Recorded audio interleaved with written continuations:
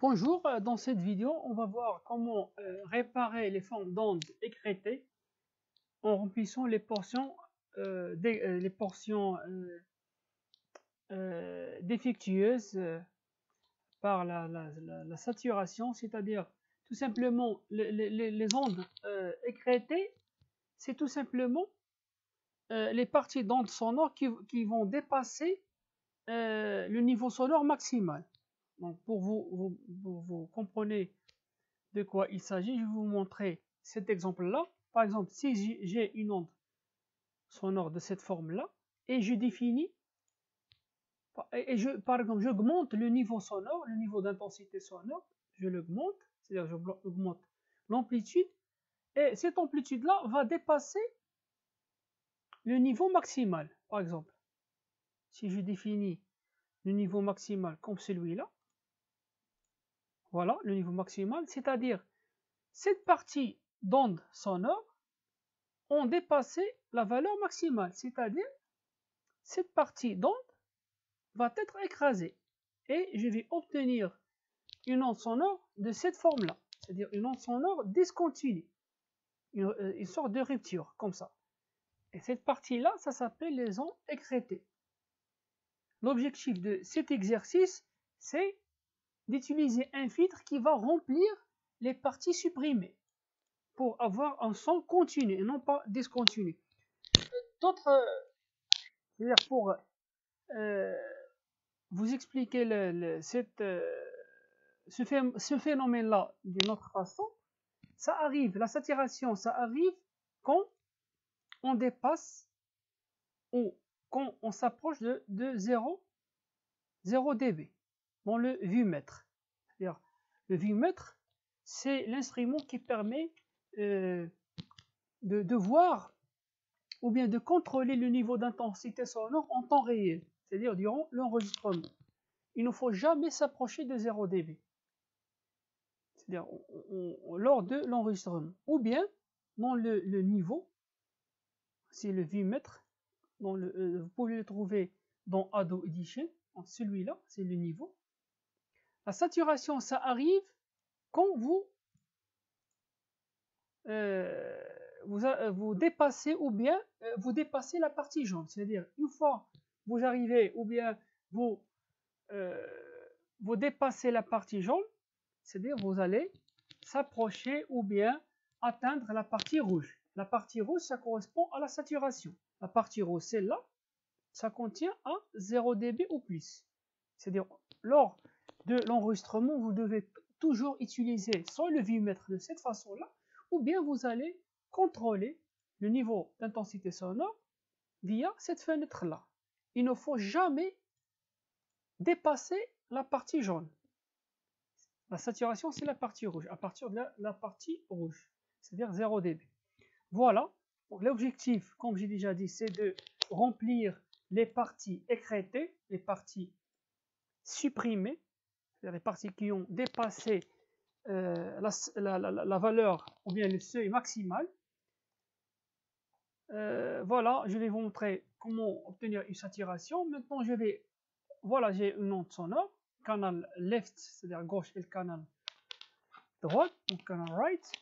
Pour saturer le son, qu'est-ce que je vais faire? Je vais augmenter l'amplitude. Je clique gauche, je maintiens le clic et je glisse à droite. Voilà. Voilà. Vous observez que ces parties-là ont dépassé la valeur maximale. Voilà la partie maximale ici. La partie maximale, donc ces ondes-là vont être supprimées, c'est-à-dire vont devenir des ondes écrêtées. C'est-à-dire, si vous voulez augmenter l'intensité sonore, vous ne devez jamais dépasser la valeur maximale. C'est-à-dire, la valeur ou bien l'augmentation possible, c'est celle-là. C'est-à-dire, ou bien celle-là. Voilà. J'ai augmenté le niveau d'intensité sonore tout en gardant, ou bien tout en évitant de dépasser la valeur maximale. Maintenant, dans votre bande sonore, si vous avez des ondes écrêtées ou des ondes saturées et vous voulez les réparer, qu'est-ce que vous allez faire? Vous devez tout simplement suivre ces étapes-là. Je clique. Bien sûr, je vais importer le fichier audio. Donc, je vais fermer ce fichier-là. Non. Je vais importer un exemple, tout simplement, une bande sonore ou bien n'importe quel fichier. Je vais importer le fichier